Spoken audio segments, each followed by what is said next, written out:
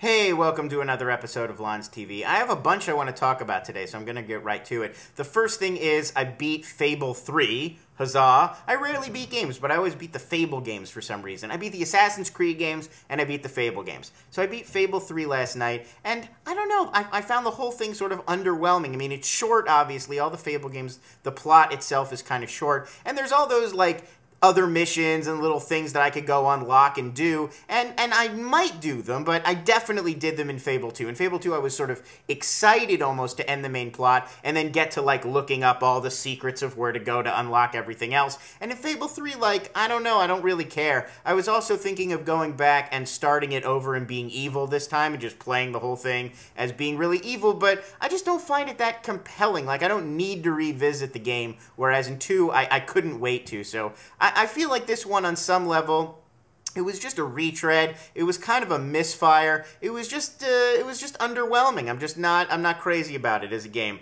I also wanted to talk a little bit about, there's all this news. They're casting Ridley Scott's Alien prequel, and so far what I'm hearing is, like, they want another robot. They want another, like, tough chick who's going to be, like, a Marine. They want, they want another, like, executive button-up type. It just sounds like they're doing Alien again. Like, they're rebooting it, you know? Like, it's a bunch of people, and they're in a spaceship, and they're going to encounter some other ship, and an alien's going to get on board. And it's like, I'm all for Ridley Scott coming on board and rebooting the Alien franchise. Like, that sounds awesome. But it just, I wish they would come up with some clever twist or some new way to do it, instead of it just being, like, let's redo Alien and have Ridley Scott do it, which is what it kind of sounds like. So, questionable. A big question mark now. I really want to love that project and that idea, but I just kind of don't love what I'm hearing so far. Okay, the main thing I wanted to review here is Law & Order SVU, which is a show I've sort of known about and been aware about, but now it's everywhere. It's on Hulu, it's on Netflix, so I found myself watching, like, quite a number of episodes, like, enough of recent seasons to where I think I actually can form a valid opinion of it, and I wanted to review it. It is Law & Order, but it's the Special Victims Unit one, so it's all the, like, sex crimes. So it is the darkest, most effed up show ever. Like, really, it's Rape: the series. Like, they couldn't, not Rape: the series. That would be really dark. No, it's Rape the series, and it's, I mean, it really, you couldn't get away with calling a show Rape the series, but you can get away with this show, which is just nothing but vicious, brutal rapes, and then people talking about those vicious, brutal rapes in, like, scientific, clinical, police terms for an hour. Like, that's the entire show, the whole point of the show. Every episode is just like a child is getting touched or somebody's getting brutally raped and beaten, and then they're obsessively talking about it over and over while everyone, like, kind of cries, remembering the brutality of the vicious rape. I mean, it's just, you couldn't get away with just pitching that as the show, but somehow you can get, if you put Law & Order on it, you can get away with a pitch that's like, yeah, so Ice-T and the Bells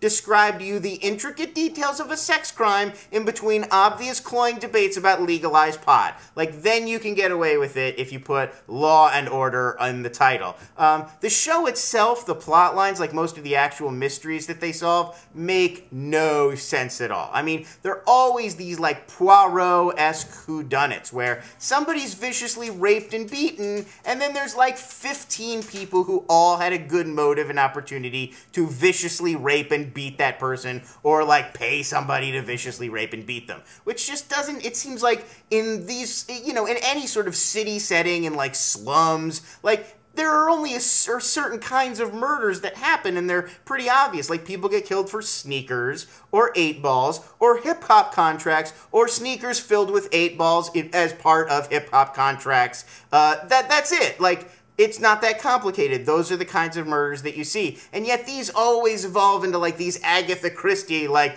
get everybody in front of a fireplace and get a pipe, and then, and I submit, you know? It's always that kind of stuff. I also hate how Law & Order shows, now they give the detectives backstories. They never used to, but now they do. It's like, oh, he has anger management issues and it causes friction with his daughter. Or like, oh, she was the child of rape and it's still traumatizing to her that her mom never loved her. And it's like, we never used to get that at all. There was never a backstory in the Jerry Orbach days. It was always like, Dad drinks, shut the fuck up, there's a murder to solve. Like, boom, like, that's it.